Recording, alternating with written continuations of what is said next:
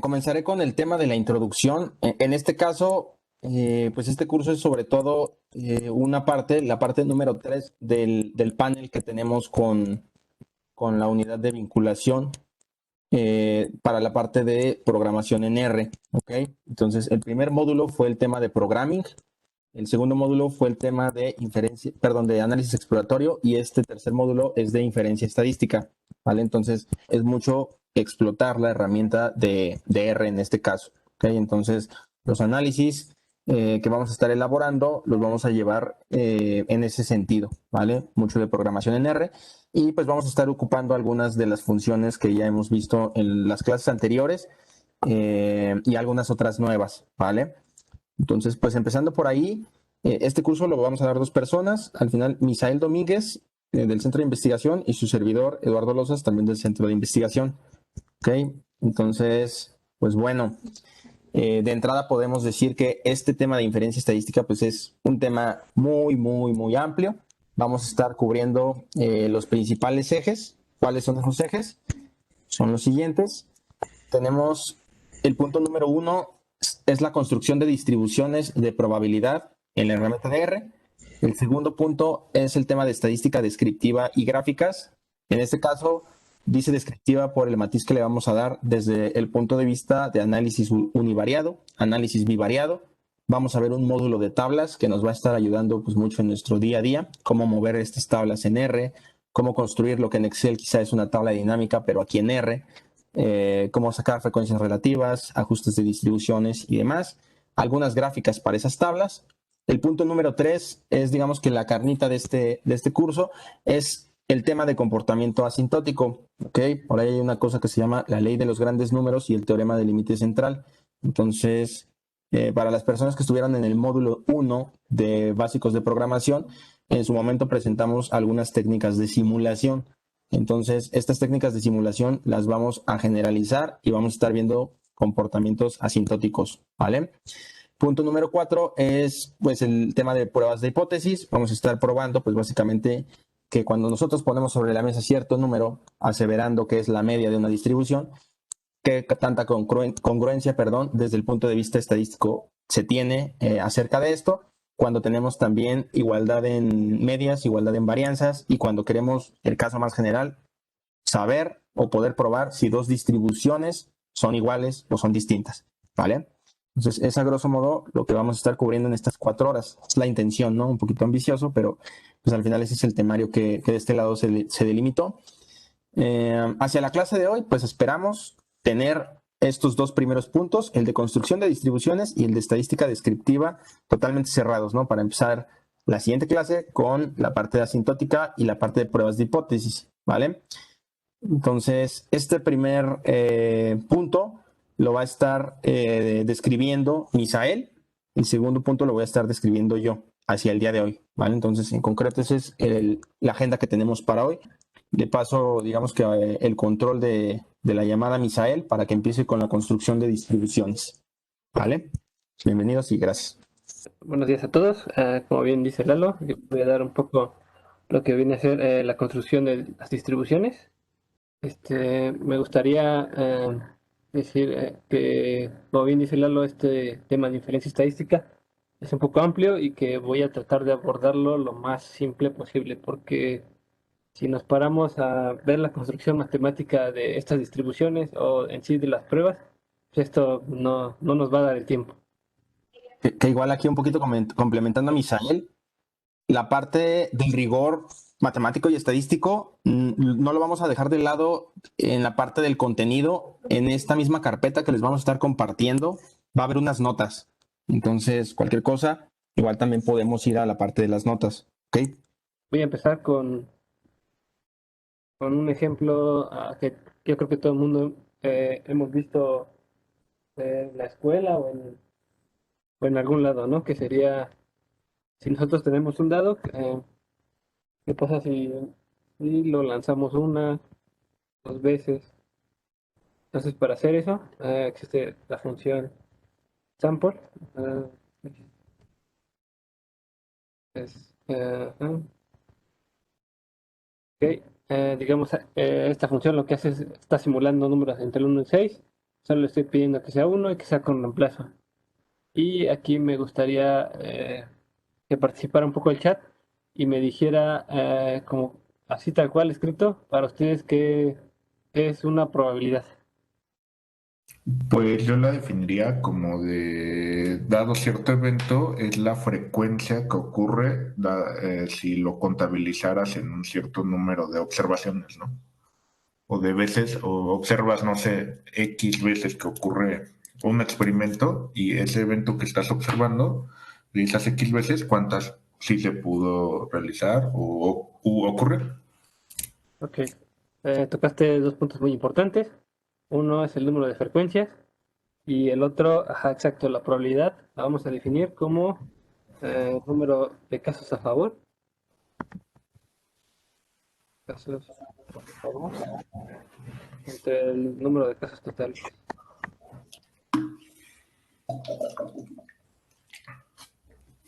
Vale. Eh, para empezar, pues vamos a ver precisamente qué es eso de la distribución de frecuencias, ¿no? Entonces, un histograma es tal cual un gráfico de frecuencias. Voy a poner el ejemplo de los dados, pero con, digamos, si lo hacemos unas 10 veces.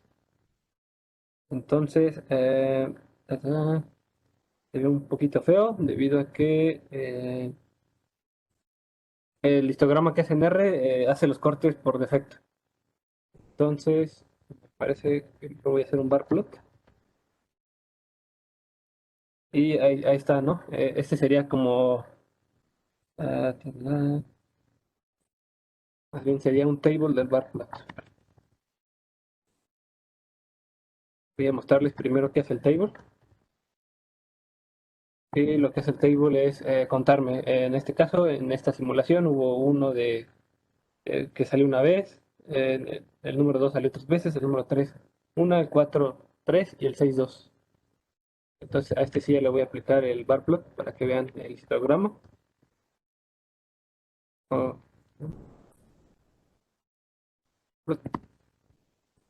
y aquí sí ya está de una mejor manera, ¿no?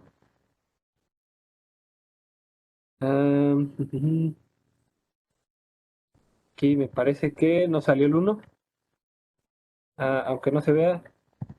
Ja, algunas veces, como estamos haciendo 10 veces el experimento, en el otro gráfico, si se dan cuenta, en la parte de la derecha no había salido el uno, pero se debe a que es muy poquita el número de veces que lo hacemos. Eh, Como bien decía, un histograma es una gráfica de frecuencias tal cual. Existe la función hist que está implementada en R. En este caso lo hice con barplot porque hist lo que hace es agarrar los cortes, los mejores cortes que considera para que se vea bien el gráfico. Entonces, les muestro ahora el segundo punto. Dijimos que la probabilidad era el número de casos a favor entre el número de casos totales. Entonces, para hacer esto, me estoy adelantando un poquito a las tablas que va a mencionar Lalo. Eh, si tienen alguna duda, me lo dicen. O si no, yo creo que Lalo también lo va a dar más a fondo.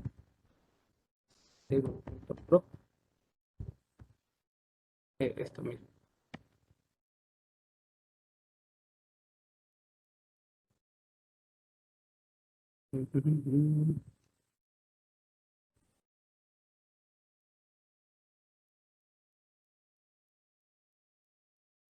Al revés.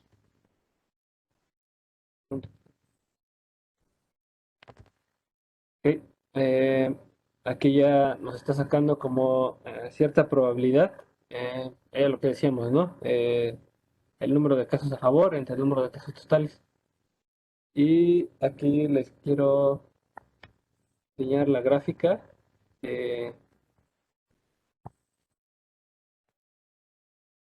de lo que sería una, una distribución, bueno, una densidad tal cual. Y es lo siguiente, va a ser nuestros eventos y la respectiva probabilidad. Igual aquí, si se dan cuenta, solo trae hasta el 5. Es porque probablemente en nuestro experimento nunca salió el 6. Lo vuelvo a repetir, en este caso sí ya salió el 6. Y con esto quiero pasar a lo siguiente, que es, ¿qué creen que ocurra cuando el experimento vaya creciendo? ¿A qué creen que vaya a tener esto? Pueden ponerlo en el chat o decirlo, como ustedes eh, prefieran. Pues conforme vaya creciendo las probabilidades de cada uno de los caras del dado, por decirlo así, se van a estabilizar, ¿no? Y van a ser, y van a tomar todas el mismo valor, suponiendo que pues es un dado que no está cargado hacia alguna de las caras. Sí, exacto, exacto. Entonces vamos a ver ese mismo comportamiento que ya mencionó. Lo voy a... Esta función lo que hace es dividir mi sección de gráficas como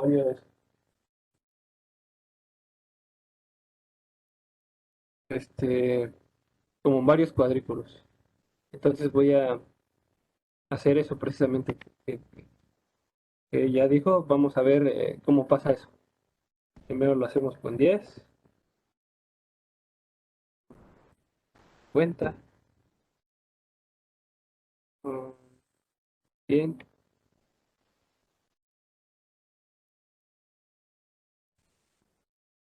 500.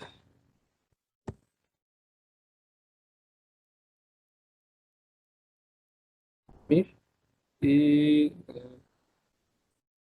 10.000. Y como podrán darse cuenta, a pesar de que, perdón, por los gráficos que se ven un poquito feos, lo que dijo este Roberto tiene todo sentido, ¿no? Que las probabilidades iban a tender a estabilizarse. Ajá, dicen que hace prop table. Ajá, ok. Les voy a enseñar primero lo que es el table. El table lo que hace es, si te das cuenta, solo contabiliza las cosas que tienes. El prop table eh, lo que hace es, en vez de contabilizar, dividir entre el número total de casos. O bien lo mismo que si hicieras lo siguiente. Bueno, ya quedó solucionado. Ok, ahí está el table. Ok, ajá, decía, en este caso se estabilizó la probabilidad, como ya bien decía, y a estos ciertos comportamientos, eh, digamos que se les tienen como cierta función que puede simular esto. Con cierta función me refiero a las distribuciones. En este caso, esta distribución se llama uniforme. Eh, Muy probablemente todos la hemos visto en la vida, pero no la conocemos tal cual, cómo se llama o qué hace o cuáles son sus propiedades. Como bien decía, no voy a profundizar en eso, sino más bien les voy a mostrar como para qué sirve. Dado esto, les voy a poner el siguiente caso. Ya tenemos el contexto un poquito de qué es la probabilidad y de que existen ciertas funciones que modelan, por así decirlo, estos eventos. Entonces les voy a presentar cierto problema que puede llegar a darse en cualquier lado y les voy a ir diciendo cómo pueden solucionarlo en R. Eh, lo siguiente es presentarles lo que es la distribución. Voy a empezar con la distribución Poisson. Me gustaría empezar por ahí porque eh, esta distribución suele ser muy útil para modelar eventos en cierto tiempo. Voy a poner como evento, digamos, el número de autos que llegan a un estacionamiento en una hora. Ok. Eh, voy a preguntar en el chat. No sé si alguien se atreva a decir cuántos autos creen que lleguen a un estacionamiento en una hora.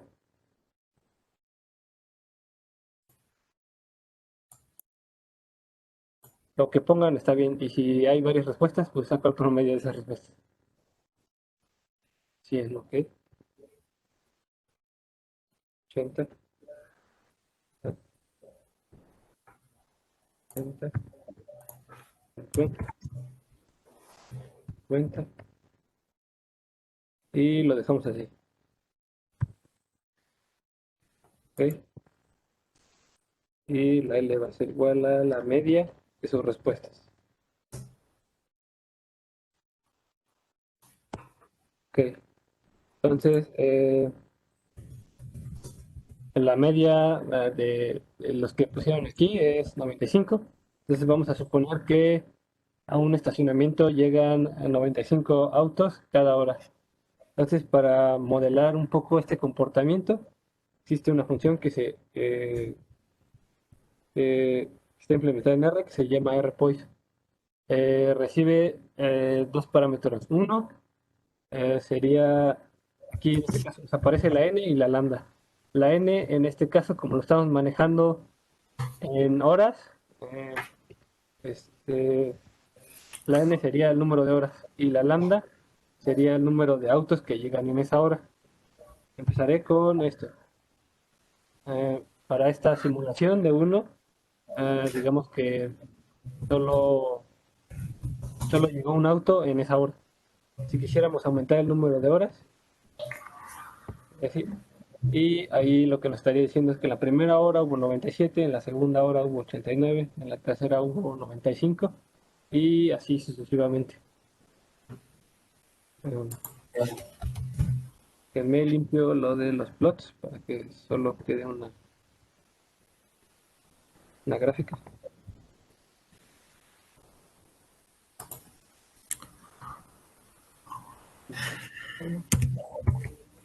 Ok. Y voy a empezar con los histogramas. R, pues,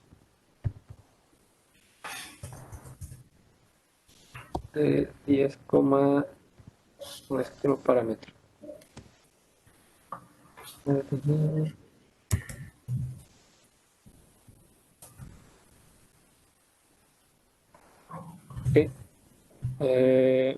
En este caso, como podrán ver a su derecha, este sería como un histograma que está modelando precisamente la hora de llegadas de los de autos.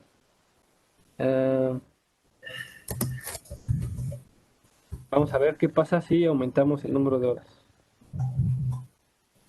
50. Pues 100.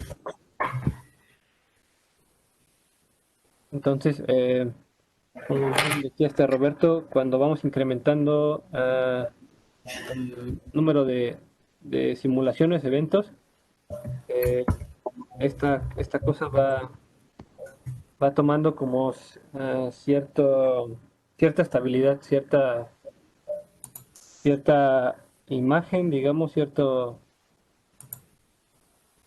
sí, cierta curva tal cual. Como bien les dije, esta función suele ser muy utilizada para modelar este tipo de eventos. ¿Hasta aquí hay alguna duda o puedo seguir continuando? Todo bien hasta Yo aquí. tengo una pregunta, a ver, si por ejemplo, allí tú dices, llegan 90, creo que dijiste, 90 Ajá, autos en una hora, y ajá. yo quiero saber, pero ese es mi número total de autos, yo quiero saber de manera con la distribución de Poisson, cuántos llegaron en cada momento de la hora, para que al total de esa hora me dieran 90, ¿se puede? No, tal cual aquí lo que está midiendo es el número de autos totales en esa hora. De hecho, digamos que sí hay una teoría un poquito más sólida de tiempos de llegada, ¿vale? Entonces esos tiempos son exponenciales y se pueden meter dentro de una distribución de Poisson, ¿vale? Sí se puede abordar desde el punto de vista de Poisson, pero hay que entender que la variable Poisson cuenta, esa cuenta, y la variable, en su momento vamos a ver la variable exponencial, esa mide tiempo, ¿vale? Entonces hay una cosa que es la parte de la frecuencia y otra, pues la parte de la severidad, ¿no? En este caso, la frecuencia la va a dar la Poisson y la severidad nos la va a dar la distribución exponencial, ¿vale? Sí, como bien dice Lalo, la puede medir es la exponencial y de la exponencial se puede llegar a la Poisson, pero eh, la teoría es muy fuerte y no da este curso como para explicar esas cosas. Como siguiente ejemplo les voy a poner el de las urnas. Digamos que tenemos en una urna tres bolas, una negra y dos blancas. Eh, Primero, no sé si alguien se anime a decir, bueno, sí, ¿cuál es la probabilidad de sacar una bola negra?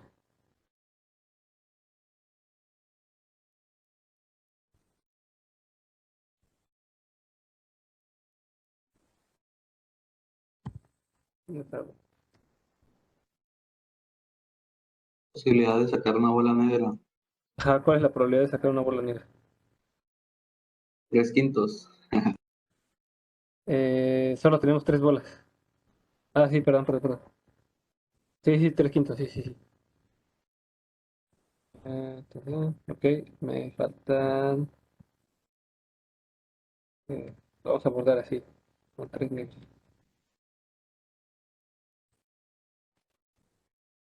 Y tres negras. Ok, y aquí. Place 10 y.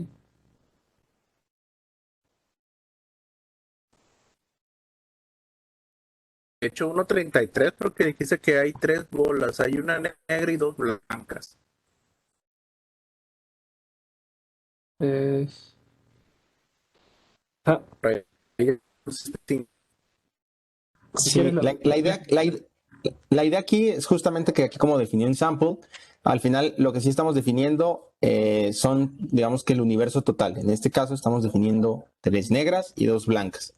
Entonces el ejercicio va orientado a que cuando hacemos el saque de cada una de estas bolas en repetidas ocasiones, a saber en este caso a 10, cuál es la probabilidad de éxito obtenida o estimada a partir de esos resultados. Ahí lo que dice el compañero es que el universo es 3, no es 5, ¿no? Porque dice una urna con tres bolas, una negra y dos blancas. Ah, sí, ahí tendría que ser tres negras y dos blancas en la redacción, exacto. Sí, sí, sí. O bien le puedo poner así, ¿no? Para no complicarnos. Digo, dos blancas. Sí, dos blancas. Ok, ok. Y aquí en la siguiente línea, lo que estoy sacando es como ese ejemplo. El replace igual a true es como si dijera, vuelvo a meter la bola y saco. Porque si no pones el true, implica que ya no sacas la bola. De hecho, no nos dejaría. Porque estoy sacando más bolas de las que hay, ¿no? Ok, entonces, la probabilidad aquí, sí, sigue una horna con tres bolas. Déjenme lo redacto bien mejor. Una horna con tres bolas. Hay una negra y dos blancas. Entonces la probabilidad de sacar una bola negra solo va a ser de un tercio siempre, ¿no? Entonces, una manera de sacar esto es igual con table. Vamos a sacarlo desde el punto de vista del experimento y después les digo cómo se modela en el...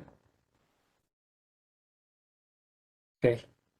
Aquí en este caso, para esta simulación, hubieron seis blancas y cuatro negras. Y si nos vamos al prop table,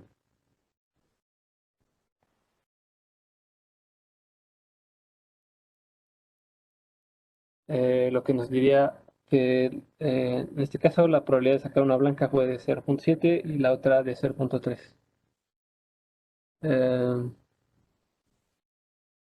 Igual, en este caso voy a hacer igual su bar plot.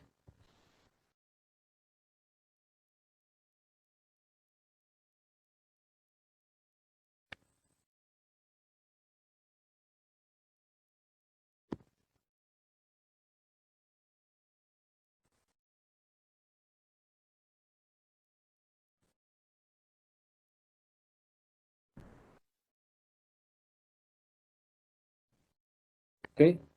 Y igual en este caso solo está contabilizando el número de bolas que sacó blancas y el número de bolas que sacó negras. En este caso fueron 8 y 2.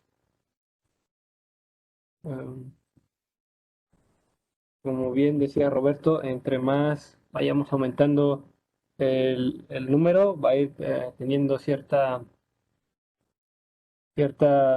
comportamiento que esperaríamos que se estabilice.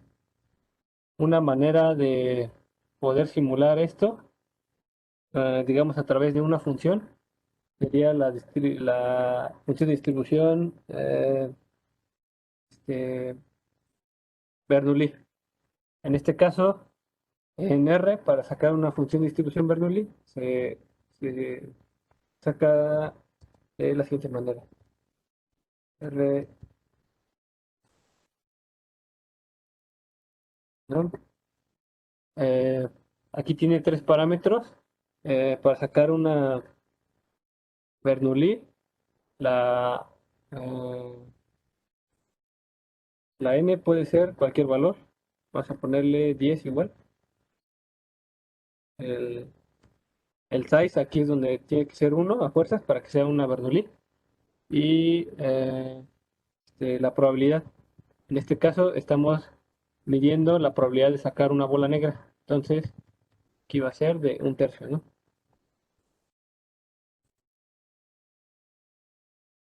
Tercio.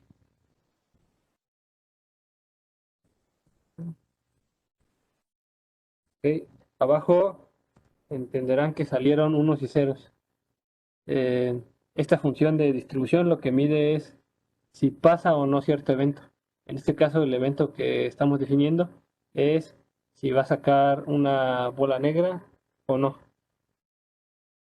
Eh, En este caso, cuando está marcando los unos, quiere decir que sacó una bola negra, y cuando está en los ceros, quiere decir que fue blanca.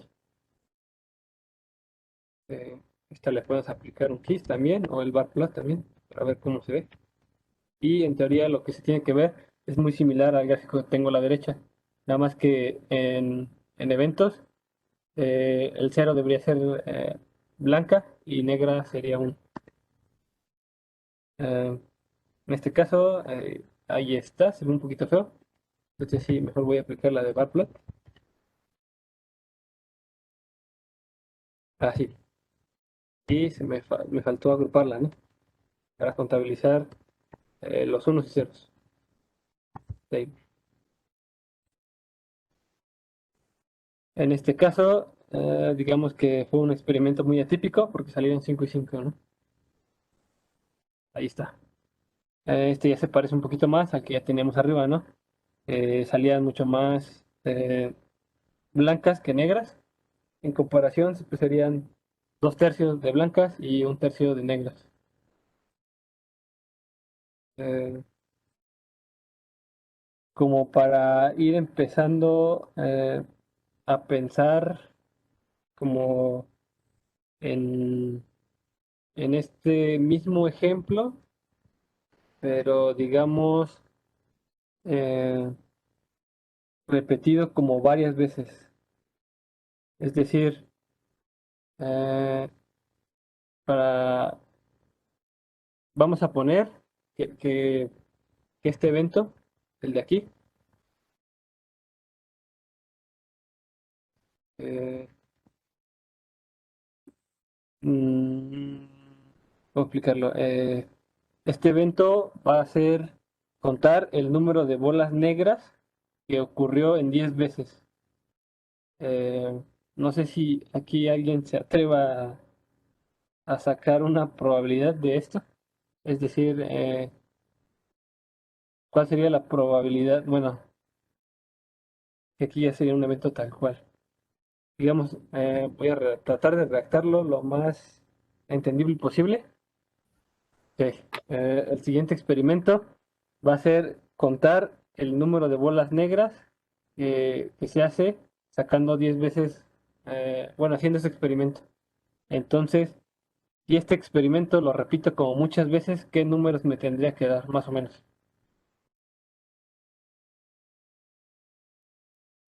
Digamos, lo que está aquí, lo que estoy subrayando, es el experimento una vez. ¿Qué pasa si lo hago como muchas veces? A lo que quiero llegar es que en este experimento lo que nos tiene que regresar es cierto número, ¿no? Por ejemplo, en el que está aquí abajo, tenemos una, dos, tres, cuatro bolas negras. Entonces, en ese experimento nos tendría que regresar un 4. Después, si lo vuelvo a repetir, no sé, podría salir diferente. Es decir, aquí ya salió uno, 2, 3, 4, 5, como este tipo de números. No sé si ahora les quede como un poquito más claro lo que se está buscando con este experimento. Entonces voy a este, enseñarles cómo podemos contabilizar esto. Aquí lo voy a igualar a... Dijimos que solo vamos a contar las bolas negras. Entonces aquí sería igual a negra. Y aquí tenemos ahora un vector de lógico. Y aquí un truquillo que hay.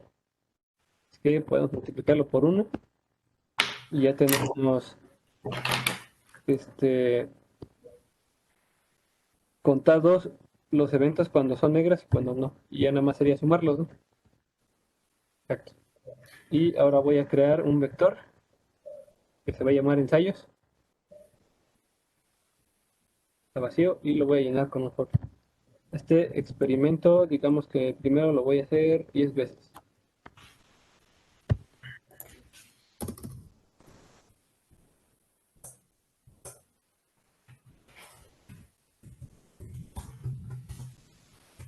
Ensayos.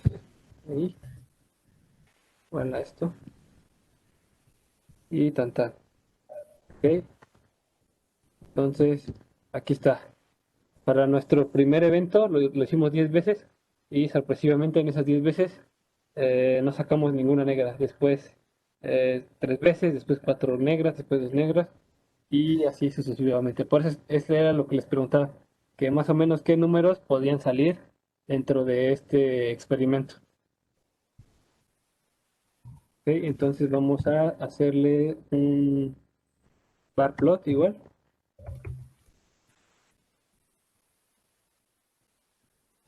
Y aquí sería bar plot, hacer nuestra gráfica de frecuencias. Y aquí, en este caso, fueron los números a los cuales les preguntaba, ¿no? Que, más o menos entre qué números podían salir. Y en este caso se está cargando un poquito al 4. Vamos a ver qué pasa si aumentamos el número de ensayos. Y ahí ya va tomando como cierta figura, ¿no? Y vamos a ver qué pasa si lo aumentamos a 1000. ¿Sí? Y ahí ya se ve claramente cómo ya existe una cierta función que está modelando este experimento. Para hacer esto sin necesidad de crear esto de las bolas negras, bolas blancas, existe una función que se llama, es igual que la de la Bernoulli, nada más que aquí la n va a ser de 10, como habíamos empezado. Eh, Aquí este va a ser el número de veces que se hace el experimento. Empezamos con 10 y la probabilidad sería un tercio. Y aquí está más o menos los mismos números que habíamos visto hace rato, ¿no? En este caso, como dato curioso para los que les gusta mucho la estadística, la binomial parte de una Bernoulli. La binomial solamente es como sumar muchas veces la Bernoulli. Al igual que a lo de allá, le voy a hacer un table y ir graficando qué pasa cuando aumentamos esto. Table y, eh, bar, bar, ¿ya?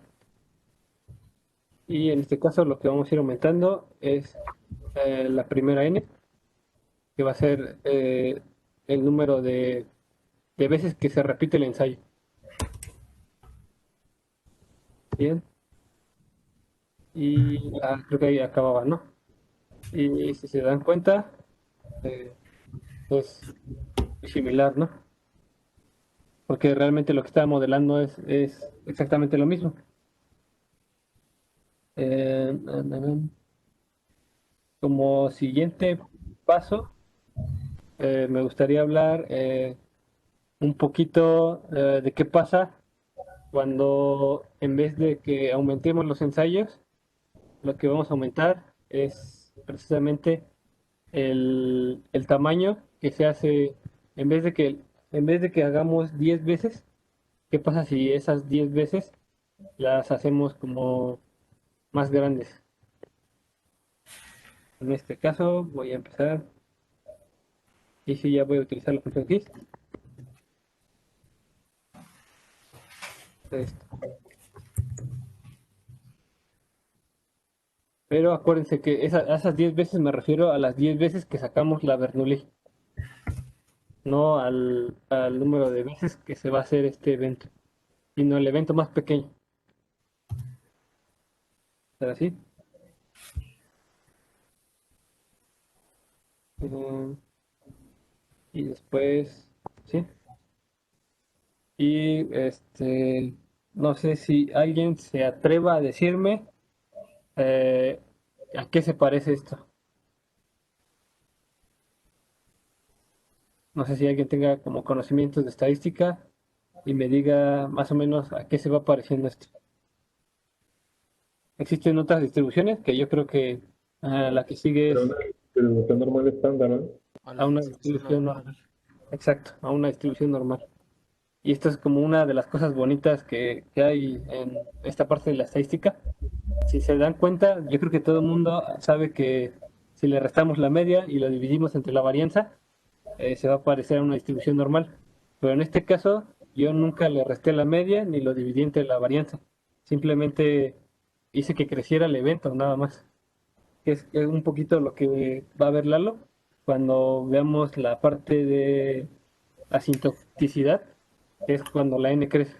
Entonces lo que voy a hacer como siguiente paso es pegarle precisamente esa normal, que yo en ningún momento le dividí la media ni le resté la varianza. Ok, primero voy a fijar el vector para que no se muevan mis datos. Vamos a ponerle la media, va a ser la media de este vector. CD, no es nada más. CD de vector.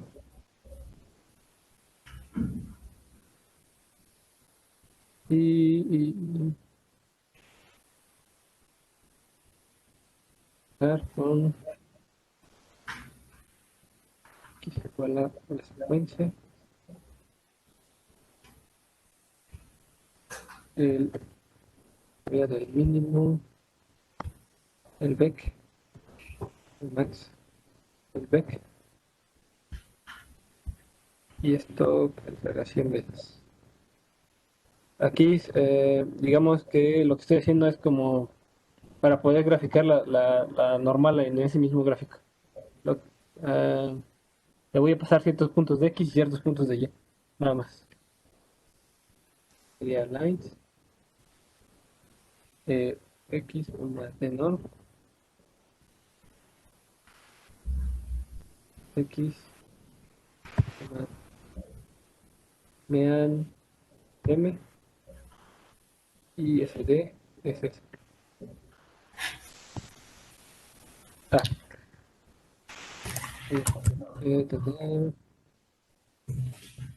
Ok. Listo. A ver. Ah, aquí le voy a, que en vez de que saque un gráfico de histogramas, lo que va a hacer es sacar por probabilidades para que se pueda ver la normal. Ujú.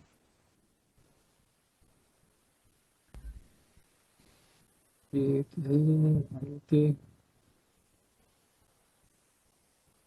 Ah, pero,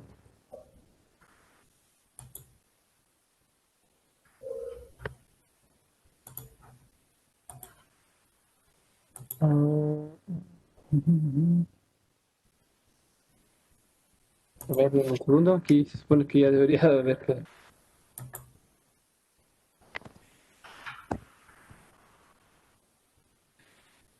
Denme un segundo, no, para checar esto.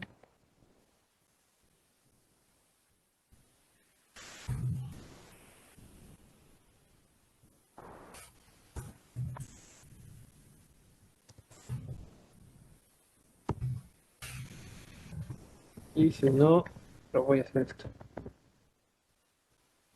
Este, no, pero 100.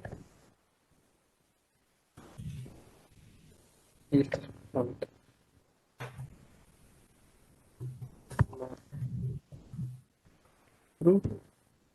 Y vamos a poner otro color. R. Ujú.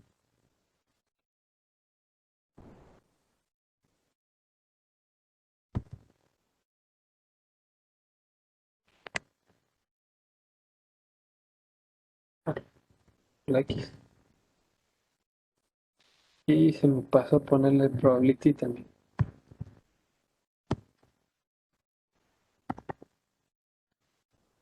Y ahí está, ¿no? En este caso, este era el punto al que quería llegar. Que en ningún momento yo eh, estandaricé o hice algo. Lo único que hice fue crecer la N de mi experimento. Con esto me gustaría aperturar a lo que es la normal. La normal es una función que está en todos lados. Se supone que en la naturaleza se comporta así y que, por ejemplo, no sé, las calificaciones de los de alumnos debería comportarse como una normal, la, la estatura, el peso, la edad. eh, Esto es como que lo que debería de, en la experiencia, desde, desde el punto de vista ya laboral, podría decir que casi nada se comporta como una normal, pero supongo que es porque tratamos de modelar ciertos comportamientos que, que no son tan típicos, ¿no? Y como última cosa que me gustaría agregar es, me atrevería a decir, bueno, no con certeza, me gustan poner su edad en el chat y tratamos de asignarle una normal a eso, a ver si se distribuye o no como una normal. En teoría debería de, pero no me gustaría. 31, ok, 24, 26, 42, 5, 4, 27,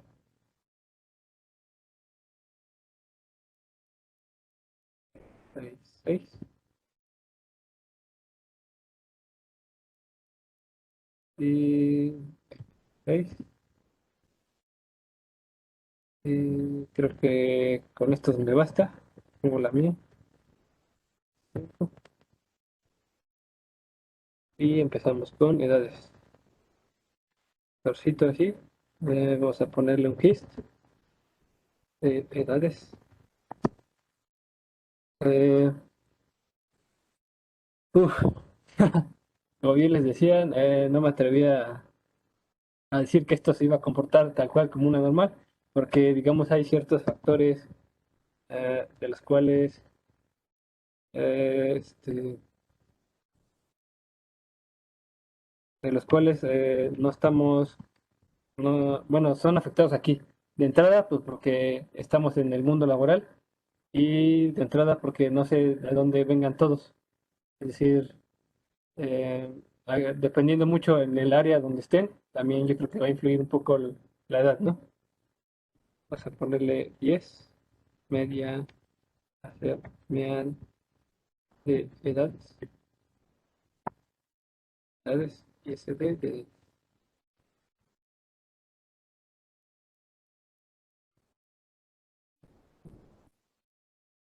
le falta el col, ponerle red y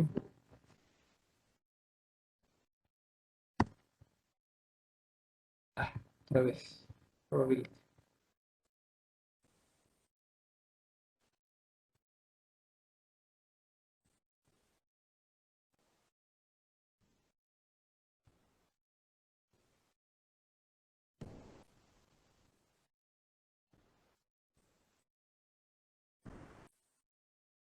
Y pues más o menos, ¿no? No sé si estén de acuerdo, pero sí, más o menos es una normal, sus edades. Y más adelante veremos pruebas para saber si realmente lo que está pasando es que sí es una normal o no es una normal. Y con esto me gustaría dejarle la palabra a Lalo si alguien tiene alguna duda o algo. Creo que es buen momento para decirlo. Yo un Ajá. poquito ahí de la sintaxis. ¿Cuál es la diferencia entre barplot y hist? La diferencia es que el bar plot lo que hace es agarrar, digamos, todos tus eventos. El bar plot, por ejemplo, el de los dados. Déjame revisar el de los dados para que lo veas más claro. Acá está. El de los dados tienes del 1 al 6, ¿no? Entonces, el bar plot lo que hace es contabilizar todos tus posibles eventos, todos los que caen en el 1, todos los que caen en el 2, todos los que caen en el 3. Y lo que hace el hist es exactamente lo mismo, pero aquí en este caso eh, lo que hace es no contabilizarlos por evento, sino por cortes que él considera que son los más óptimos. Es decir, aquí para el primer corte está agarrando del 1 al 2, después del 2 al 3 y del 3 al 4. En este caso fue porque salió de Herrera la simulación. Por ejemplo, en este corte agarró del 1 al 1.5, del 1.5 al 2.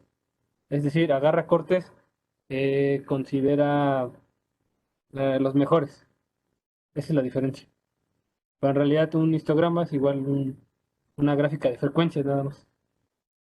Y bueno, y en el GIST lo que puedes hacer es hacer histogramas de variables continuas y en el bar plot no van a salir también las variables continuas.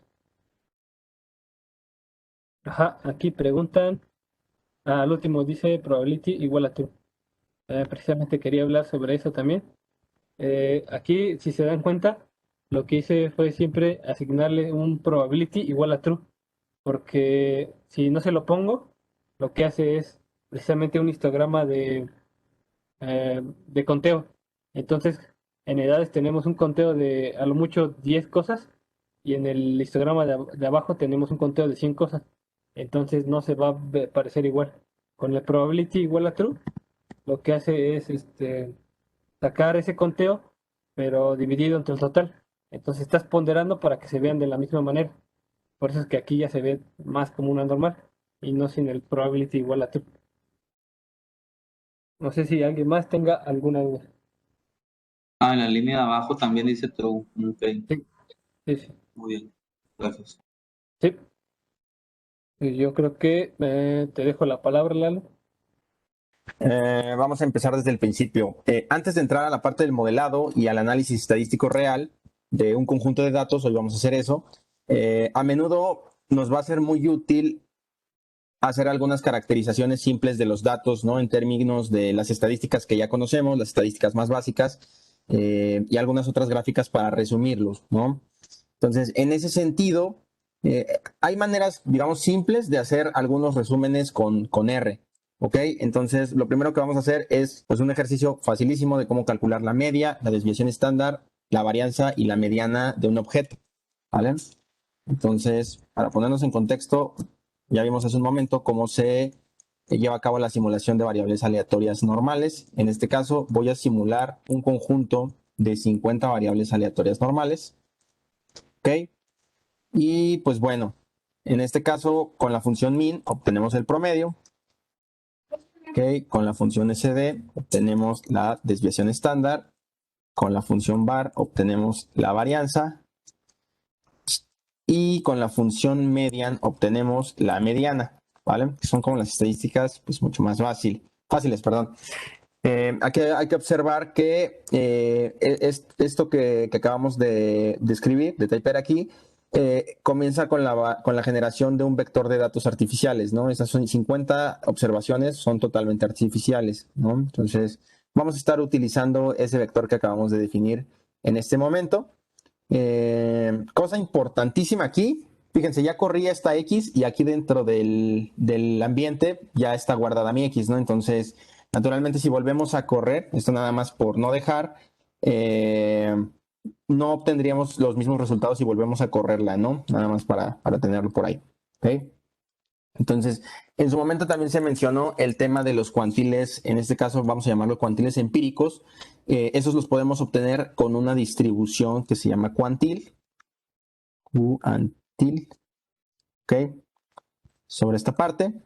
Y listo. Entonces, por defecto, como lo podemos observar acá, cuantil al final tiene más parámetros, pero por defecto, pues lo que sí nos va a obtener va a ser la parte del mínimo, equivalente al percentil 0, el máximo, equivalente al percentil, en este caso 100%, y los tres cuartiles de 25, 50 y 75% en este caso, ¿no? Se llaman así porque al final corresponden a una división en 4 partes, ¿no? Eso se llama cuantiles, ¿vale? De manera similar podemos hacer un cálculo para la parte de los deciles. Los deciles, en lugar de aquí tener pues 0, 25, 50, 75 y 100, ahí vamos a tener 10, 20, 30, 40, 50, 70, 80, 90 y demás, ¿no? Entonces, eso para conocimiento. Aquí la diferencia entre el primer y tercer cuartil, es decir, el valor 25 y el 75, a menudo se le denomina rango intercuartil o intercuartílico. ¿Okay? Y se utiliza como una alternativa para la parte de la desviación estándar, ¿no? Es básicamente mirando la parte de la concentración, que eso sí sabemos, pues al final queremos poder tener certeza de cuál es la forma de nuestra distribución. Entonces, alternativa A, la parte de la varianza o desviación estándar, si queremos medirla en unidades lineales, o bien la parte del rango intercuartil, para ver pues, justamente cuántas de tus observaciones se te están escapando del rango. ¿Vale? Entonces, pues también es posible obtener en general otros cuantiles, ¿vale? Entonces, podemos hacer ejercicios de ese estilo, ¿no? De empezar a generar justamente secuencias y luego ver de qué manera estas impactan dentro del cálculo de nuestros cuantiles. Pero básicamente es pues esta parte inicial, ¿ok? Cosa importante aquí, para calcular los cuantiles empíricos hay bastantes definiciones, ¿no? En bastantes libros y demás. R por defecto hace, digamos que como una integral, ¿no? Un polígono de suma, donde la iésima observación, pues al final es como realizar una estandarización de hasta dónde te quedas, ¿ok? Y luego usa una interpolación lineal para poder como generalizar el comportamiento por tramos, ¿no? Entonces, es básicamente eso lo que se hace, ¿vale? Ahora, yo creo que para poder hacer uso de lo que estamos a continuación por observar, vamos a tomar un conjunto de datos. En este caso, me parece que ya habíamos utilizado la función de instalar paqueterías. La sintaxis para hacer esto es a través de install.package y poner entre paréntesis la librería que queremos. ¿Okay? Entonces, en este caso, la librería que vamos a instalar, podemos ocupar la ISWR, creo que se llama así. Damos que OK, dejamos que se instale. Y después de instalar una paquetería, lo que hay que hacer pues, es mandarla a llamar, invocarla. Lo vamos a hacer con la línea de comando library. invocamos a esta librería y listo, ya la tenemos por aquí. Ahora esta librería, si queremos saber qué contiene, nosotros vamos a sacar ahorita un data frame, hay que buscar uno. Sí, claro, acá. Vale, podemos buscar a partir de aquí, poner esto.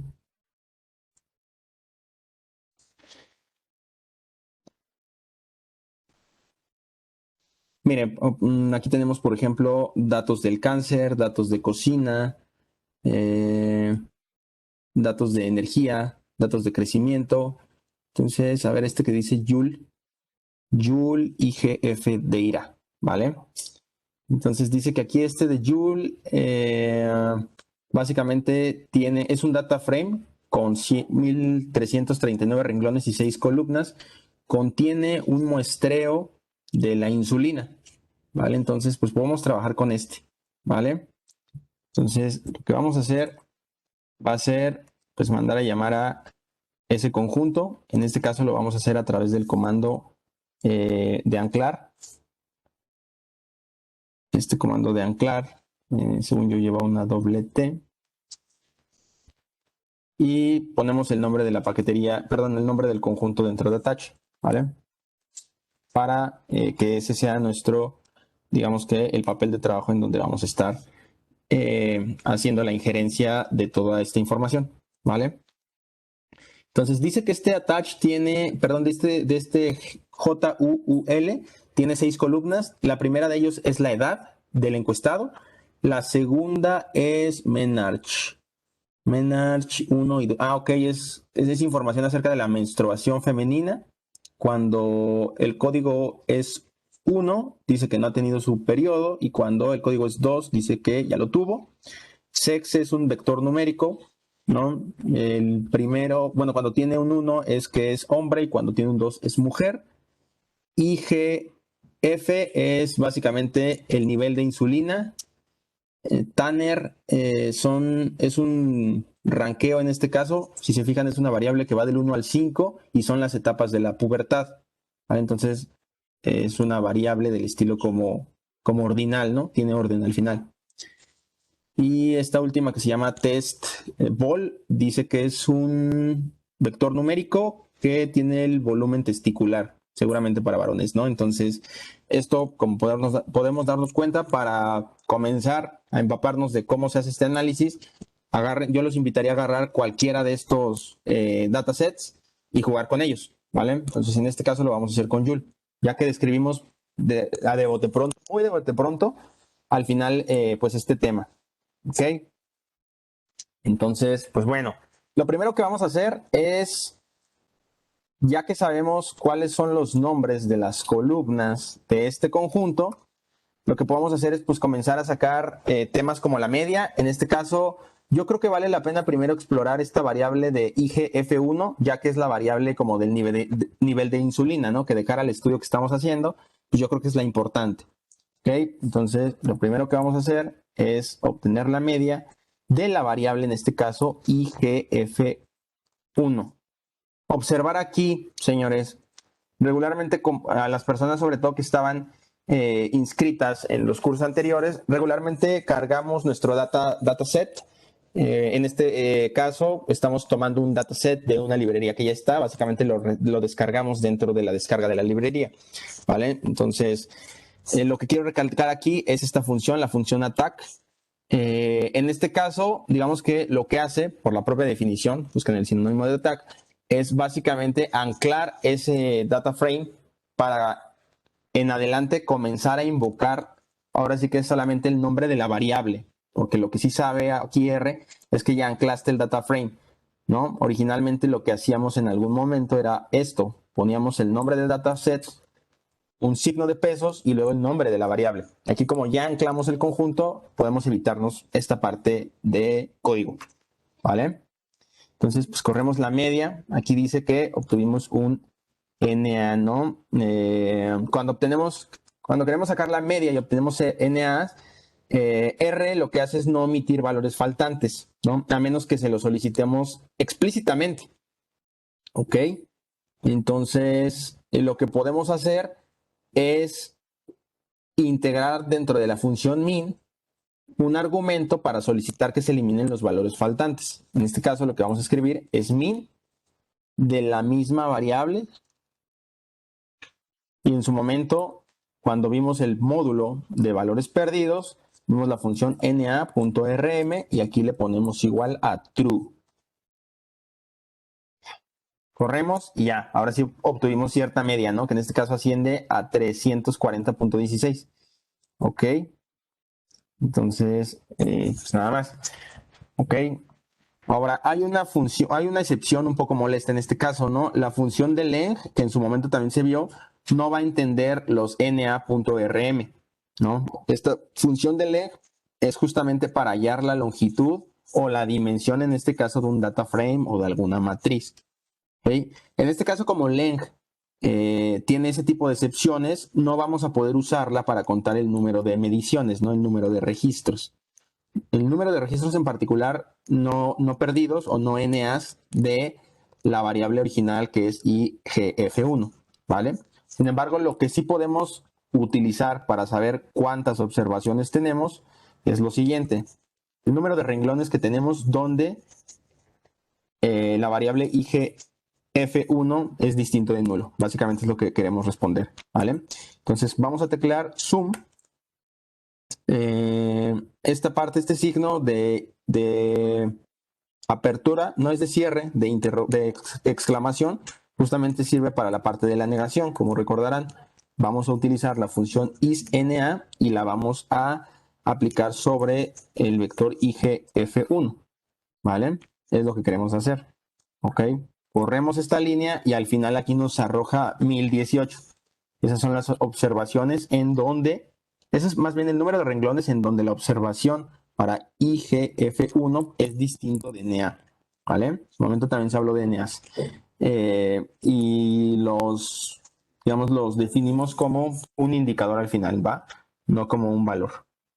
Ok, entonces, listo. Hasta aquí, digamos que para que todos tengamos claridad, la construcción de esta suma utiliza el hecho de que si se utilizan valores lógicos en aritmética, true lo vamos a convertir en 1 y false lo vamos a convertir en 0. Por eso hicimos esa suma, para al final saber cuántos renglones no tienen NAs. Ok. Entonces, eso solamente por no dejar. Ok, ahora, si nosotros queremos resumir de alguna manera nuestro data frame, en este caso tenemos una manera de hacerlo de manera bonita, en este caso, pero solamente va a jalar para variables numéricas, ¿vale? Entonces, en este caso podemos utilizar la función summary para esta variable que es la IGF1, ¿vale? Y vamos a obtener la famosa función de los 7 números que en algún momento también se vio, ¿vale? Aquí el primer y el tercer cuantil se refieren a los cuartiles empíricos, ¿vale? Cuando en la sentencia anterior o en una de las sentencias anteriores vimos que eran 0.25 y 0.75, ¿ok? Entonces el siguiente paso básicamente es realizar el summary sobre todo el data frame. En este caso, si nosotros intentamos realizar el summary sobre todo el data frame, al final, pues aquí nos podemos dar cuenta que, por ejemplo, para variables de este estilo, aquí, por ejemplo, sexo la considero como una variable numérica. Entonces, sexo incluso, por cómo está codificado esto, le halló un cuantil, una mediana, una media y todo esto, ¿vale? Entonces, si ustedes están de acuerdo, estas variables no son numéricas realmente. Son numéricas de acuerdo a la codificación, pero el racional que tienen detrás es que pues al final el sexo está expresado como un número, ¿vale? Entonces, en concreto yo creo que esta que se llama Tanner, que aquí vimos que era como la escala, esta no debería tener media, tampoco la del sexo y tampoco esta que se llama Menarche, que es la variable que nos dice justamente si una persona de sexo femenino ha tenido su menstruación a la hora de la encuesta o todavía no, ¿vale? Entonces, lo que podemos hacer para transformar en estas variables en factores y que no se realice una cuantificación estrictamente numérica sobre ellas, pues es lo siguiente. Lo primero que vamos a hacer es desanclar el conjunto que tenemos anclado con el comando, me parece que es de touch. Ajá. ¿Qué queremos desanclar? Queremos desanclar el data frame Joule. Corremos y listo. Ahora sí le podemos mover lo que queramos a la estructura. ¿Vale? Lo primero que vamos a hacer va a ser componer el sexo. Hay que hacer Joule. Ajá. Meternos a la variable sexo. ¿Ok? Y esta variable guardarla como un factor. ¿Vale? Para que no le ande haciendo cosas del estilo numérico. ¿Vale? Entonces, lo que entra a la función factor va a ser el mismo valor de la variable, ¿ok? Y si le queremos asociar alguna etiqueta, pues lo que podemos hacer es ponerle labels. En este caso, igual a concatenar. Y dijimos que el 1 era masculino y el 2 femenino. Entonces le vamos a poner M, F. ¿Vale? Ahí ya estamos realizando una decodificación con labels. La siguiente variable es esa que se llama menarch. Entonces, pues lo mismo, ¿vale? Vamos a hacer este mismo tratamiento, pero sobre el nombre de menarch. Menarch, ¿vale? Y esta tenía otras clasificaciones, ¿no? En este caso, este de menarch era el de la menstruación, entonces aquí nos dice dentro de la descripción que cuando es igual a 1 es un no y cuando es igual a 2 es un sí. Entonces aquí le ponemos no y aquí le ponemos sí. ¿Vale? Lo siguiente que falta es hacerlo sobre la variable Tanner. Esa de Tanner dice que es la etapa de la pubertad en la que se encuentra el encuestado. ¿Vale? Entonces, vamos a mover también Tanner. Y aquí dice que va del 1 al 5. Aquí, pues lo que podemos hacer para no ponerle unos números es, pues lo ponemos en romanos, si les parece bien. 2, 3, 4, 5. Ok, creo que ahí está. Por acá creo que en el chat hay algunas preguntas. Sí, sobre IGF1, de acuerdo. Entonces, pues aquí ya codifiqué mis variables, ¿vale? Codifiqué las variables de sexo de menarch y la variable de Tanner. Entonces, lo que puedo hacer después es volver a anclar el conjunto con la función de attach, ¿ok? Aplicada al dataset, ¿vale? Y bueno, a ver, primero hay que hacer esto: decodificación de sexo, decodificación de menarch, decodificación de Tanner y vuelvo a anclar. Ya cuando anclé, lo que puedo hacer es, en esta iteración, pedirle el resumen de nuevo. Miren, y listo, ¿vale? Ese es un summary totalmente distinto al summary casi original, ¿no? Si se fijan aquí, menarch ya la trató como una variable no meramente numérica, ¿vale? También la parte del sexo y también el tema de Tanner. Aquí nada más básicamente lo que hizo fue contarlas. Entonces, lo que quiero que observen es la visualización de las variables de factor, ¿ok? Hay que tener en cuenta aquí que el conjunto que se llama Joule se separó y se volvió a unir después de esa modificación, ¿no? Esto se debe a que la modificación de un data frame no afecta a ninguna versión adjunta, ¿no? No era estrictamente necesario hacerlo aquí porque el summary funciona directamente en el data frame, ya sea adjunto o no. ¿Ok? Entonces, en esto que tenemos aquí ya podemos ver estas variables de sexo, menarch y Tanner, convertidos en factores a los niveles adecuados. ¿Ok? Es básicamente lo que nos decía aquí la descripción, ¿no? O el descriptivo, ¿no? Para hacer esto, digamos que lo hicimos en 3 distintas líneas.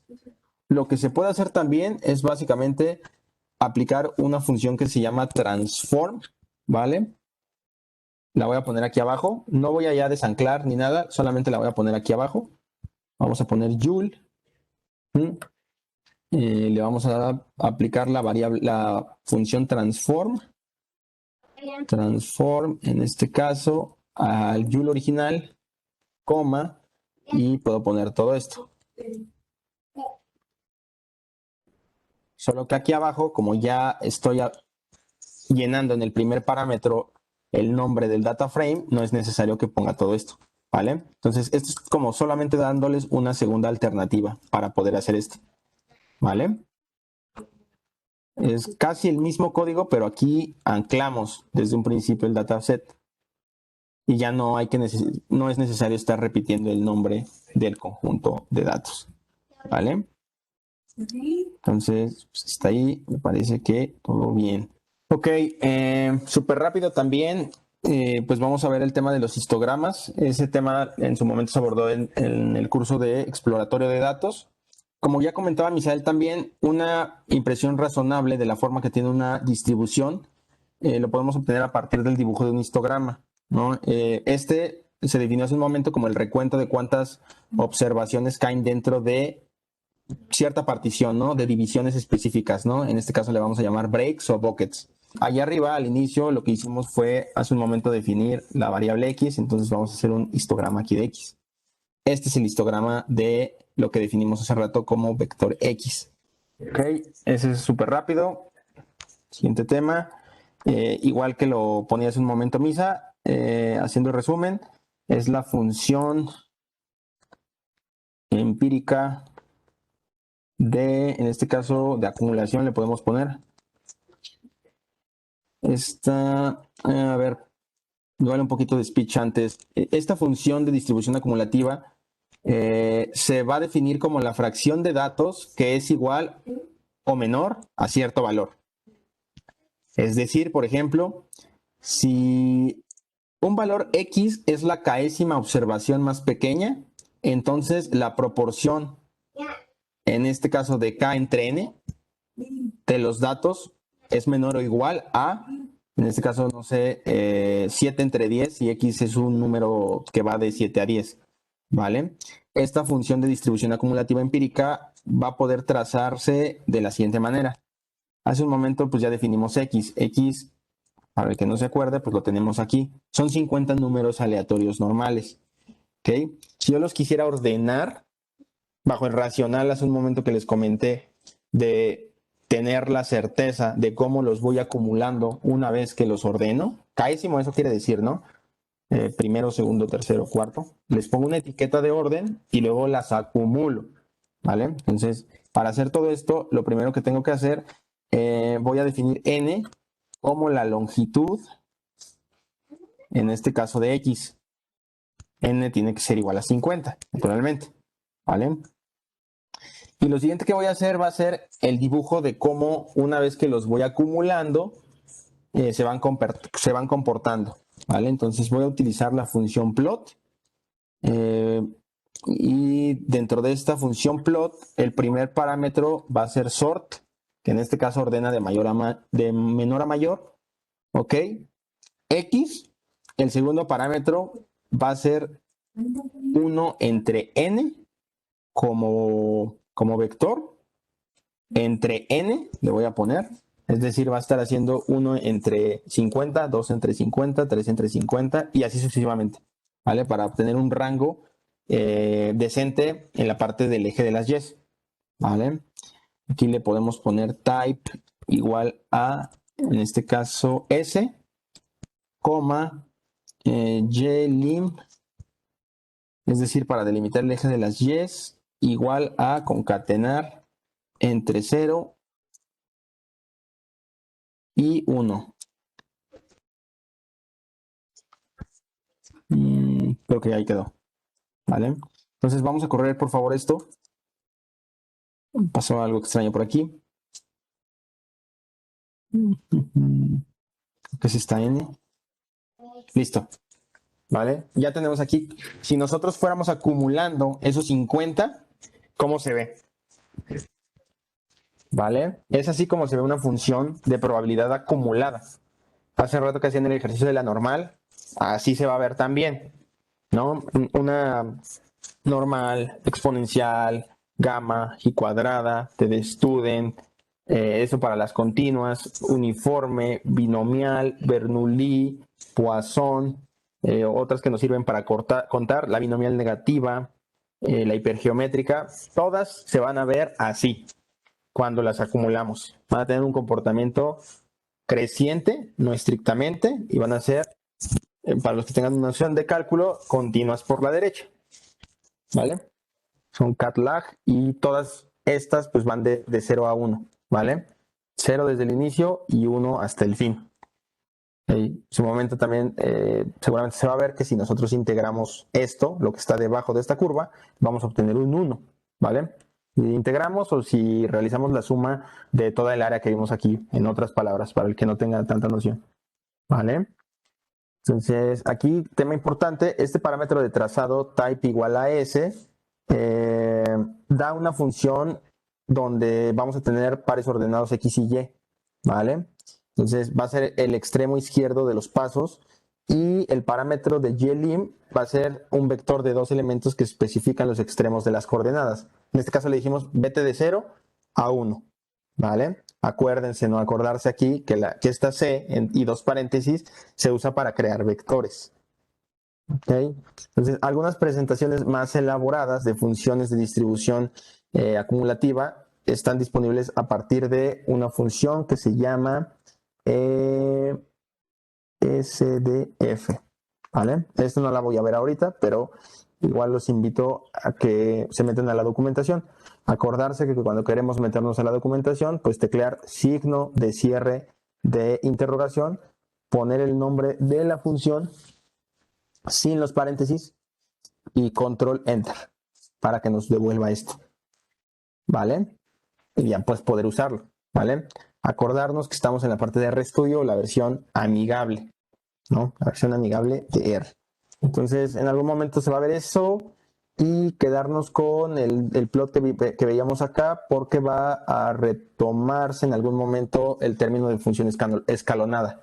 Lo siguiente es, igual, en 2 minutos, decir que son unas cosas que se llaman los QQ-plots. ¿Vale? Esto, súper abusados aquí porque, por ejemplo, las personas que vamos para el tema de regresión, en algún momento van a regresar los QQ-plots, porque con los QQ-plots vamos a tomarlos como una herramienta para en su momento realizar evaluación de supuestos de normalidad, ¿vale? En el caso más aterrizado y más práctico. Entonces, esto va a regresar sí o sí. En ciencia de datos, sí o sí, hay que estar realizando validación de supuestos en el tema de los residuales para los modelos en los que aplique. Para ponerlos en contexto, uno de los propósitos del cálculo de la función de distribución acumulativa empírica, lo que hicimos ahorita, es para ver si se puede suponer que los datos están distribuidos normalmente, ¿vale? Para una mejor evaluación, en este sentido, graficar la késima observación más pequeña contra el valor esperado de la késima observación más pequeña, pero de una distribución normal. Es decir, comparar algo teórico contra algo que sí pude ver. Pues esperaríamos obtener una línea casi recta, porque si comparo X contra Y y X y Y son lo mismo, lo que me devuelve pues es una identidad, una línea recta.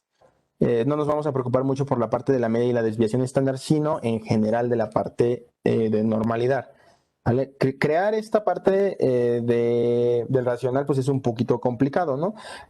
Afortunadamente existe una función incorporada para hacerlo. Esa función se llama QQnorm, ¿vale? Entonces, para hacer este tipo de test en su momento, lo que vamos a hacer es teclear QQnorm y este se lo aplicamos a X. Lo que va a hacer es comparar cuantil con cuantil, el esperado contra el teórico. En este caso, el esperado, básicamente de una distribución normal estándar, pues para la media es 0 y para la desviación estándar es 1.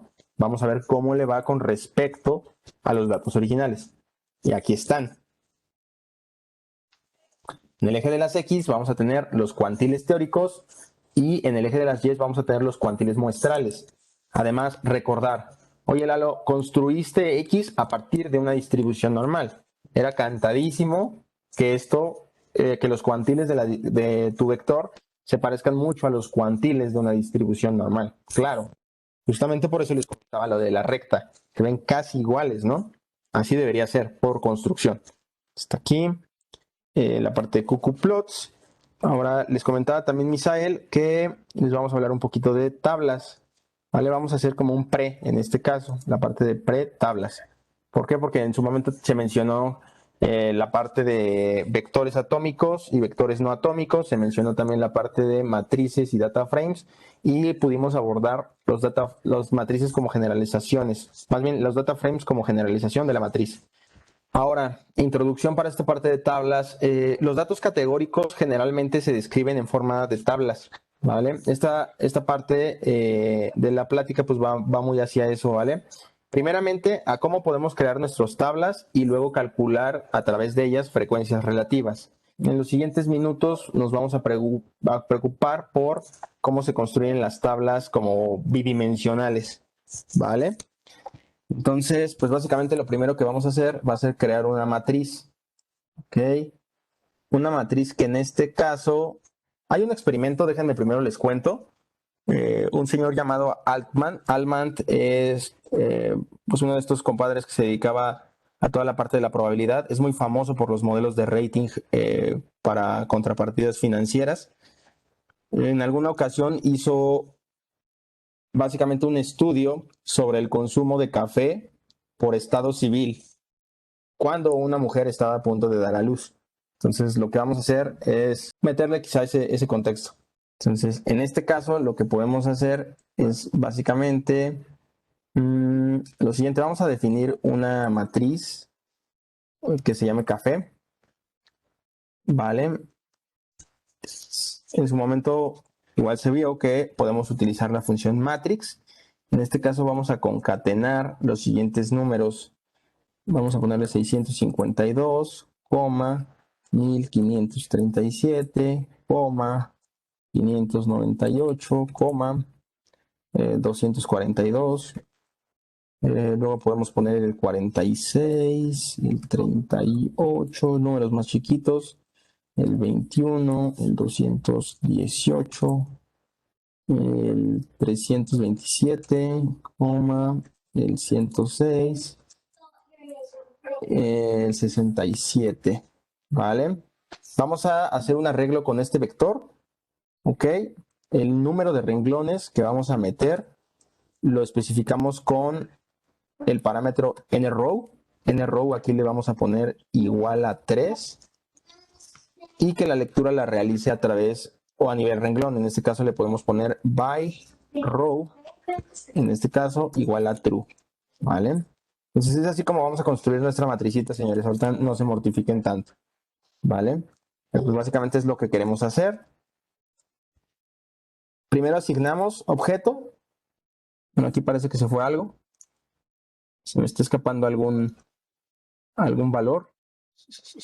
Sí, falta un número, ¿no? Porque fíjense, cuéntenlos y como que no me da, y ni siquiera me da para que haga como reciclamiento, como ya lo habíamos visto en alguna vez. Links. Sí, a esto del reciclamiento, igual para los que no tienen contexto, pues básicamente es que tiene que ajustarse, ¿no? El vector que yo le meta al tamaño de la matriz. En ajustarse me refiero a que sean múltiplos, ¿no? No puedo hacer, por ejemplo, en este caso, mira, aquí por ejemplo David dice, son 11 elementos y nosotros realmente le pedimos una matriz que al menos tenga 3 renglones. Más bien una matriz de manera expresa que tenga 3 renglones. Entonces, 3 entre 11 de manera entera pues no va a cumplir con el supuesto, no así como 12 entre 3. Bueno, hace rato era 11 entre 3, ¿no? Aquí sí cubriría pues esta parte del supuesto. Esta función de matriz necesita un argumento que contenga los valores de la tabla como un solo vector, como se pueden dar cuenta, y también el número de filas, en este caso en el argumento nrow. En este caso también se puede dar un número de columnas en lugar de filas.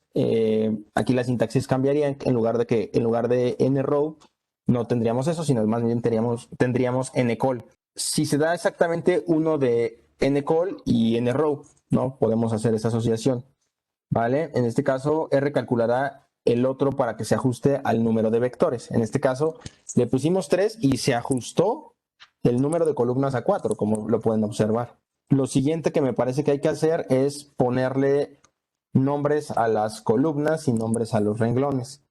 Entonces, eso lo vamos a hacer a través de la función primero para las columnas, callNames. Esta es una función que básicamente le tenemos que primero poner el objeto al que le queremos asociar los valores, y aquí para la parte de las columnas le vamos a poner el número 0 a la primera columna, de 1 a 150, a la segunda columna, de 151 a 300 a la tercera columna y mayor de 300 a la última columna. De esta manera mi data frame ya va a tener columnas, mi matriz en este caso. Creo que lo que sí tiene que hacer es esto.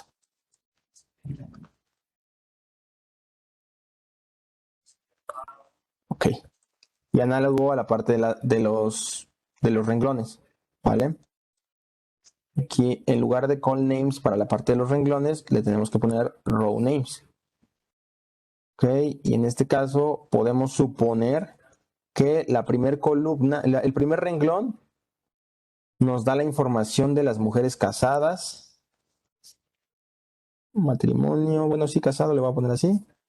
En el segundo renglón nos da la información de las mujeres comprometidas.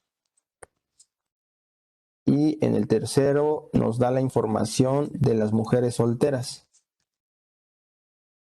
Solteras, casadas. ¿Vale? Y con eso cerramos. Corremos el row names.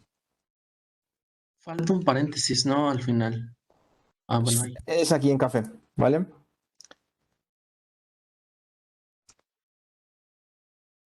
Y corremos de nuevo el valor de café. Entonces aquí como que ya se ve más ordenado, ¿vale? Entonces aquí sí pudimos nombrar filas y columnas de esa manera, ¿ok? Particularmente esto es útil si estamos generando muchas tablas con criterios de clasificación similares. ¿Están de acuerdo? Entonces, pues nada más. Hay otra manera de hacerla mucho más sencilla, no voy a andar en eso, pero al final el racional es poner la parte de los nombres en una sola línea. Hasta aquí igual me parece que pasé por alto algo. Las tablas no son completamente equivalentes a las matrices, ¿vale? Hay una clase de tablas para las que existen métodos especiales y pueden convertirse esta clase pues, usando la función que se llama as.table. Aquí abajo lo vamos a hacer. De este modo, as.table y vamos a poner café. Y de este lado ya la convirtió en una tabla realmente. ¿Ok? Para la mayoría de los propósitos elementales podemos usar matrices donde se esperan dos tablas dimensionales en este caso, ¿no? Un caso importante en el que se necesita as.table es al convertir una tabla en un data frame, ¿vale? Para hacerlo necesitaríamos usar una función que se llama as.data.frame y que se ve casi igual, ¿vale? Bueno, se va a ver igual aquí, fíjense. Hasta este punto. Tenemos la variable 1, la variable 2 y la frecuencia. Es decir, la descomposición de esta matriz a nivel como renglón. ¿Vale? Aquí, por ejemplo, nos dice la frecuencia de cuántos son casados, la frecuencia de cuántos son comprometidos, de cuántos son solteros, con valor 0, todos estos tres, con valor del 1 al 150, con valor del 151 al 300 y mayor a 300. Como a veces como tiramos nuestras queries o nuestras consultas en SQL, ¿no? Que hacemos el zoom, pero lo hacemos mucho a nivel renglón en lugar de entenderlo como una tabla de dimensión 2x2. Y esto extensible pues, a las dimensiones que queramos. El data frame ya nos da esta oportunidad de contar todos. ¿Va? Ok, entonces... pues nada más, ¿no? En la práctica, insisto, el caso más frecuente es cuando tenemos data frames con variables para cada persona en un conjunto de datos, ¿no? Cuando nos llega una solicitud, pues evaluamos la solicitud. Cuando nos llega una operación, pues evaluamos la operación. En este caso, lo que vamos a hacer es realizar todas estas tabulaciones con funciones, una se llama table, otra que se llama xtabs y otra que se llama ftable. ¿Vale? Estas funciones generalmente funcionan para tabular vectores numéricos, pero también para variables del estilo de factor, ¿vale? Algunos de estos niveles, como ya vimos, están definidos a priori. Cuando vimos el tema del sexo, por ejemplo, y de las otras dos variables, ahorita no recuerdo su nombre, que en específico tuvimos que cambiarlas hacia factor, ¿ok? Entonces, ya que en la parte de tablas, de manera formal, pues nosotros estamos interesados en la tabla ahorita, por ejemplo, del conjunto de Joule, sobre el sexo, lo que tenemos que hacer pues es básicamente pedirle table de la columna sexo. ¿Ok? Ahora, por ejemplo, esta es la función table usando un parámetro. Si nosotros usamos dos parámetros, lo que vamos a hacer aquí es básicamente, me parece que otra de las variables se llamaba menarch. Y en este caso, si realizamos la ejecución de table con el primer parámetro igual a sexo y el segundo parámetro igual a menarch, aquí básicamente me sale ya la parte bivariada. ¿Vale? Me sale cuántos que sean del sexo masculino no han tenido su periodo, pues 0. Y cuántos del sexo masculino ya tuvieron su periodo, pues 0. Hace total sentido, ¿no? Ok, otro ejercicio podría ser table, y aquí ponerle menarch, y en el segundo parámetro ponerle el sexo. Es básicamente la misma tabla, pero pues realizó ahí un consumo diferente de los parámetros, ¿no? Por supuesto, aquí este de menarch versus sexo es solo una verificación de la consistencia interna de los datos, ¿no? En este caso, la tabla de menarch versus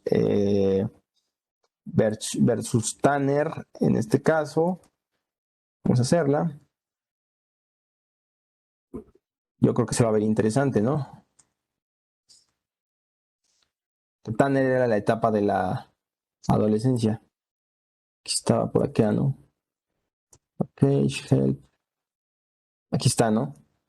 Entonces, si vemos esto, esta es una tabla ya pues un poquito más bonita, ¿no? También hay tablas con más de dos lados, ¿no? En este caso estamos viendo a nivel columna y a nivel fila, como las tablas dinámicas de Excel, ¿ok? Para cuando queremos poner más de dos dimensiones, vamos a tener una función que es la función xtabs, ¿ok? Esta función de xtabs es bastante similar a la función table, excepto que en el back esta usa una interfaz de fórmula modelo. ¿Se acuerdan que luego poníamos como una de estas pestañitas cuando queríamos explicar una variable en función de otra? Pues va a ser básicamente lo mismo. En la mayoría de los casos se usa una fórmula casi unilateral en la que solo se enumeran las variables de clasificación separadas por el símbolo de más. En su momento lo hicimos de la siguiente manera. Poníamos una variable expresada con esta tilde a través de otra, y si queríamos expresarla a través de dos, lo que hacíamos era definir la primera, poner un signo de más y luego el nombre de la segunda a través de la que queríamos definir. Básicamente lo que se usa también de cara a la función de LM cuando hacemos regresión. ¿Okay? Para que sea un poquito más fácil, vamos a teclear xtabs. En este caso queremos... ¿cuál es? Es este. Ok. Queremos explicar la variable, le podemos poner la variable Tanner, que en este caso es la etapa de la adolescencia en la que están estos muchachos, más el sexo, ok, que la data sea Joule, ¿vale? Entonces corremos en este caso, y fíjense, ya me quedó aquí básicamente sexo contra la etapa de la adolescencia. Va. Ok. Esta interfaz nos permite hacer referencia a variables en un data frame sin adjuntarlo, porque aquí lo metimos como parámetro. Joule está como parámetro. Vale. Este lado izquierdo vacío, lo que dejamos antes del tilde, se puede reemplazar por un vector no sé, en este caso de conteos para manejar quizá datos pretabulados. En este caso, para mayor ejemplo, tendríamos que utilizar un dataset en donde todo ya estuviera pretabulado, ¿vale? Entonces yo creo que vale la pena buscarlo por acá en esta documentación. Por ejemplo, este de stroke es el número de casos, en este caso de paros, ¿vale? Es un data frame con 829.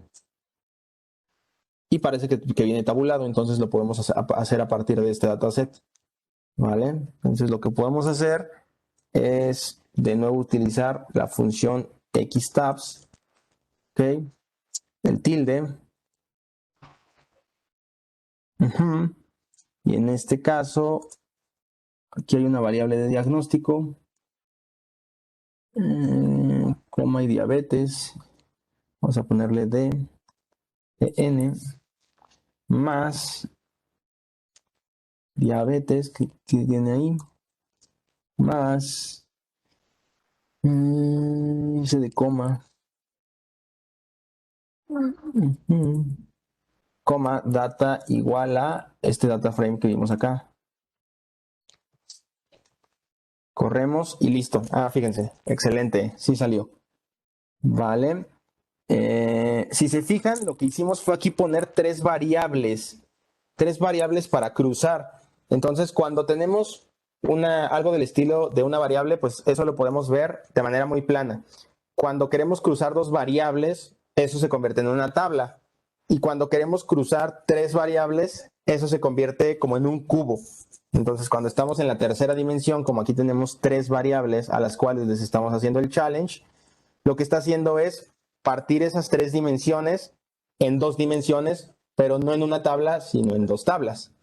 Básicamente aquí, por ejemplo, lo que está diciendo, cruza el diagnóstico versus diabetes en esta primera tabla y aquí cruza el diagnóstico versus diabetes en esta segunda tabla, con la salvedad o con el filtro de que la primera tabla trae la variable de coma igual a no y la segunda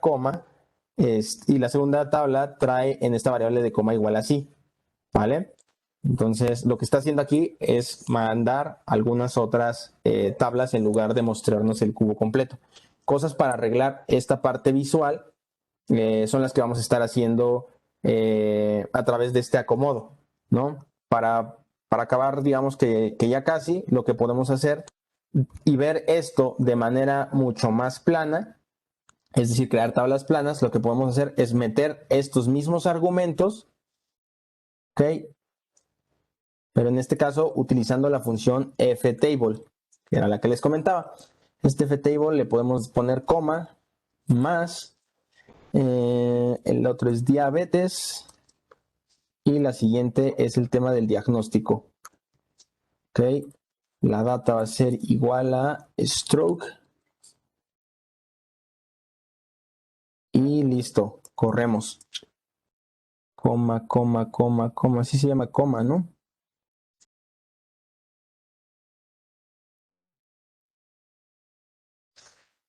Dice que no lo encontró. Ok.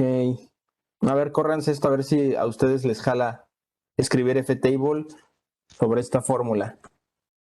Igual sale error. Sí. Ok. Que no debería porque estamos definiendo el conjunto sin ningún tema, pero quizá, como pueden darse cuenta aquí en la descripción, tenga que ver con que es una variable de factor. ¿Va? Entonces, pues bueno, esto ya lo estaremos arreglando la siguiente sesión. Ahorita quédense con el tema de que ya pudimos sacar tablas, al menos como las que sacamos en Excel cuando hacemos tablas dinámicas. Lo siguiente es realizar este resumen, pero contando las frecuencias, ¿no? Acuérdense, vamos de la parte de, por un lado, tener las distribuciones, aquí por otro lado, estar consumiendo la información, pero tenemos que llegar a que los arreglos que estemos obteniendo los podemos materializar o todos los tenemos que corresponder con el tema de probabilidad para al final poder estar comparando ya sea el tema de medias, el tema de varianzas o propiamente el tema de distribuciones, ¿vale? Pero vamos hacia ello. Listo. Pues bueno, si no hay dudas o comentarios, nos estaremos despidiendo de este lado. Igual, cualquier cosa que salga a lo largo de la semana, ahí en este material están nuestros correos, el de Misa y el mío, pues ahí por el chat, ¿vale? Gracias por su participación. Gracias. Hasta luego, gracias. Buen día, hasta luego.